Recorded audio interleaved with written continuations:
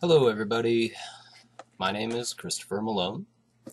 Um, Decided to try doing a video blog of sorts, except in the blog I'm not going to talk about myself, maybe not yet, but I think I'll try reading some of my stuff. I've never actually read it out loud for anybody except for myself and my cat, who's somewhere around here being annoying.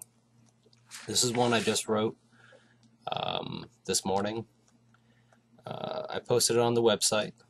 It might be a little rough. I gave it a few quick edits, but I just wanted to get something up for my first 100 likes on Facebook.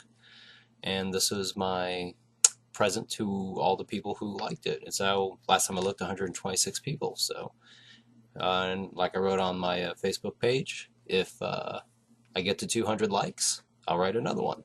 And if I get to 300, I'll write another one after that. And so on and so forth. By the end of it, I might have 10,000 stories. You never know. Anyways, this one's called Along She Came, by me. The spider stood motionless on the old and worn ground of the cave she had called home for most of her life. It was peaceful and safe until the giants found her and her eggs in the corner of the darkest, best concealed place she could find. The fear the spider felt at the moment of first contact, and the anguish that she felt from what came after seemed to vibrate through the rough hairs of her legs like an invisible reminder. Green, yellow, and red dots of light blinked and hummed steadily in the darkness, giving the spider little illumination for its 8 orb-like eyes to use. A dim light, by far the brightest in the cave and the most plentiful, sat atop a large, soft-looking plateau. She had watched the giants for months. The plateau, the spider knew, was where they rested. She crawled. Slowly, the spider felt her way along the floor.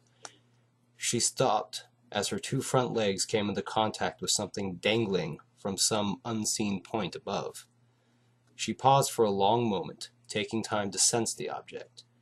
She reached out and allowed her pedipalps to drag along the surface, smelling it, tasting it. It was alive. One of the giants, and one of its long limbs. She hesitated, but soon pulled her entire body onto the flesh of the giant's hand. She could smell the remains of her home, and could even feel small strands of her own web and a trace of her eggs on the creature's skin.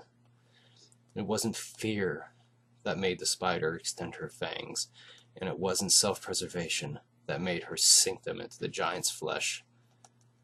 There is no word in its language for vengeance, but vengeance is what she felt, as far as spiders can feel. Her fangs had been in the flesh for no longer than a second, not enough time for her to inject her poison, when the giant's hand lifted suddenly, bringing the spider with it. The air roared as something large and slow cut through the darkness. Her body hair shook in warning, and, in a flash, the spider moved as the sleeping giant's other hand came crashing down on the spot where she had just stood.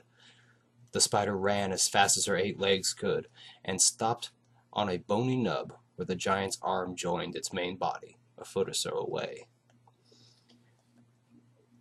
The giants had destroyed her home and unborn children, and now had tried to kill her twice. The spider crawled slowly across the bony flesh of the giant, and stopped when its forelegs touched hair. Huge and long, the giant's hair was twisted and knotted, nest-like and inviting. The spider traipsed across the jumble until it stopped at an obstacle, a bowl-like protuberance that jutted out of the mess of hair. The spider placed one leg on the rim and pulled itself up. The inside was smooth, with soft ridges that led down to a dark hole in its center. She descended and wiggled herself into her tight, warm, new home and rested. Greg woke to the sounds of brewing coffee and the sizzling of eggs in the kitchen of the loft apartment. He sat up, and immediately his head began to pound. He leaned against the headboard and scratched his hand. It itched like crazy. "Sam?" Greg called. "Morning, babe," Sam called from the kitchen. "Want some coffee?"